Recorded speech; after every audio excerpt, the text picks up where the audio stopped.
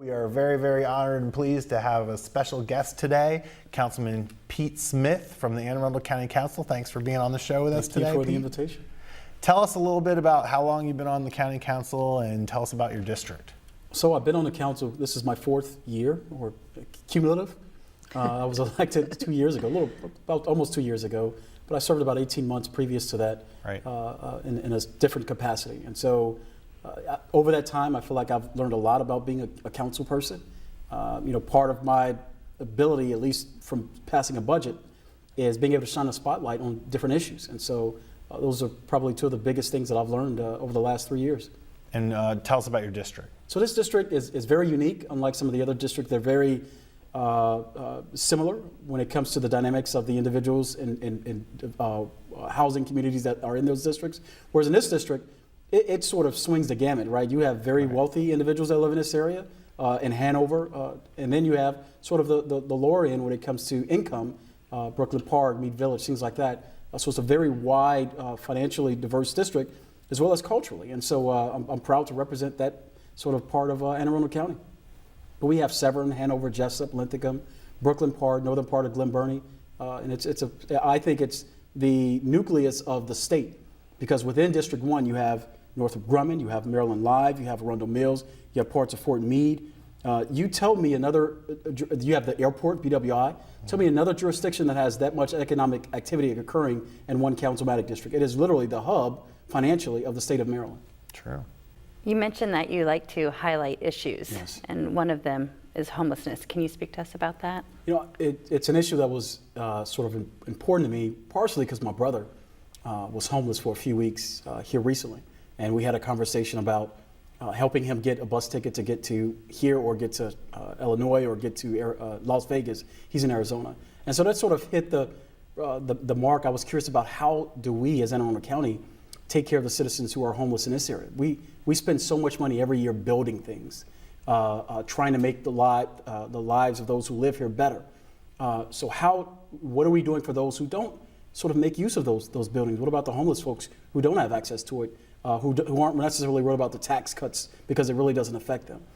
Because when you're in office, I feel like you have a responsibility. Whether you're rich or poor, you represent everybody. The county executive, I think, certainly has the effect of making the lives better for everyone that lives in the county, which includes the poor. And so that's why I was concerned about how do we affect the homeless folks. And so I decided to sleep outside for one night. You went undercover. You didn't just sleep outside. I did. You dressed the part and everything. I did. Right? I did not look like I was well-to-do, and I intentionally went that way because I didn't want anyone. Not that I'm famous. I don't think that I'm some significant person because I'm on the council. I'm just like any other citizen who lives in the community. But it was just about 17 hours, and I met some amazing people who I thought had a significant struggle in life, some very bad luck for one of them. And I think that there's more that we can do to assist them. Did you have any big takeaways from your experience? I did. Besides, as I was walking around Glen Burnie, because after the restaurants closed at 10 o'clock, the inside, you literally I was then left on the streets. There was nowhere else to go. So I started walking so I could stay warm, because this was around April 9th, and it was very cold. It was raining that day, and my intent was just to stay dry and stay warm. And so when the restaurants closed, I just started walking around the communities, one, to look for a place of shelter, two, not get arrested, because I felt like what I was doing in some extent was probably trespassing. In fact, it's interesting because the same building that we're in right now, just a few feet away in the garage is where I slept. Slept on the concrete floor of the garage steps as you enter this building. And so here it is. There was another individual who was homeless in the same building. And that's why I decided to stop here, because as I walked past, I saw someone sort of sitting in here. And if it was good enough for him, it was good enough for me. But, it's the takeaway was that when it comes to sidewalks, I learned how disconjointed they are, because I kept having to go in the street, and I was always concerned that I was going to get hit by a car. The other takeaway was that when it comes to the summer months, when winter relief ends at a certain point, and there really is no available resources for individuals that are homeless, certainly in this area, unless you live in Baltimore City or maybe even Annapolis, you may have some access to some communities or some resource to address the homeless issue. But in Glen Burnie, specifically this area, there really was nothing. And I kind of learned that the hard way. Interesting. Well, let's go from poverty to a $1.3 billion budget.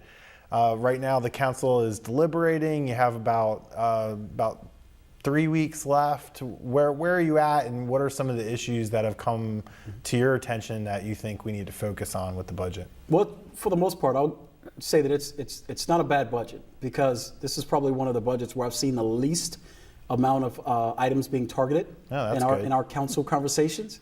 It really boils down, for the most part, on the capital side of the house.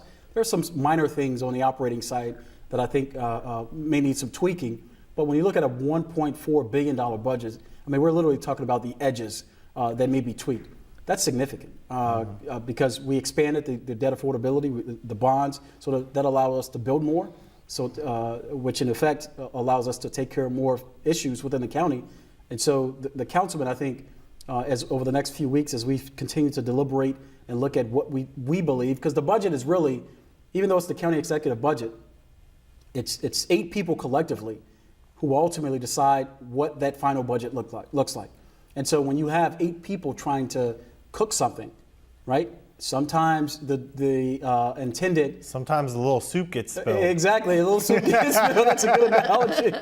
And the ingredients might get tweaked depending on what the initial menu was. Some of the ingredients might get tweaked to accommodate the taste of all 8 people that are involved in this meal. And so I think that's no different with this budget. And so I'm just excited that we have $1.4 billion that we could allocate to do things for this community and do things for Anne Arundel County, because it's a wealthy county, it's a well-to-do county, and I think we, for the last 40 plus years, all my predecessors, the county executives, they've done what they needed to do to make sure we're still in a good position, and I still believe we're in a good position from a financial standpoint. But really, I think the arguments and the tweaking will probably just occur on the capital side. So. I'm going to switch gears on you again. Sure. Thanks. Can you tell us a little bit about being a Marine? You know what? It's Memorial different. Day coming up. It is, and I enjoy. I've been in almost 19 years now, and it seems like it was yesterday that I first enlisted, and then got commissioned, and I'm just excited to serve. But it's interesting being a service member and being a politician. Yeah. Very different worlds. As a service member, you literally can have different opinions, but once a decision is made, everyone collectively sort of binds together to make sure that decision it becomes the best decision possible. The implementation of it is done as best as possible. But on the political side, that just isn't the case. It doesn't, because everyone has their human nature takes over, and you have 8 people deciding on something, and when a decision is made, doesn't necessarily mean that all 8 people are still going to try to make sure that that direction is still done in the best way possible. And so, I've struggled with that variation and trying to be a balanced individual, bringing these sort of service member ethics. And I'm not perfect by any stretch of the imagination. Trust me, I have flaws just like anybody else. But I think at the end of the day, but you can bench press more. That's true. That's probably that's true. That's at least one flaw I don't have, right? And so for me, it's just about trying to be a good team player on the service side of the house as a Marine. But I try to bring that on the political side. Yeah. Just be a good team player. If there are things that I'm concerned about, I'll certainly bring them up. But that doesn't mean that we have to sort of sabotage any and all things that are put in place. No matter who the county executive is, it's on our job to sort of sabotage the industry because it's not what we necessarily want. This is the democratic process. We're a republic, and this is what we have. And I just want to make sure the decisions that we make as a county are the best decision for the majority of the folks that live in this community, in this county. And so I love being a Marine because I feel like it brings that aspect, at least I'm bringing that aspect to this process. Well, you're a great teammate to have in Anne Arundel County for everybody concerned, and thank you for your service in our armed forces and also for your service to the community as an elected official. We appreciate you coming on the show. No, thank you. And we hope to have you again soon. No, and thank you guys for your service.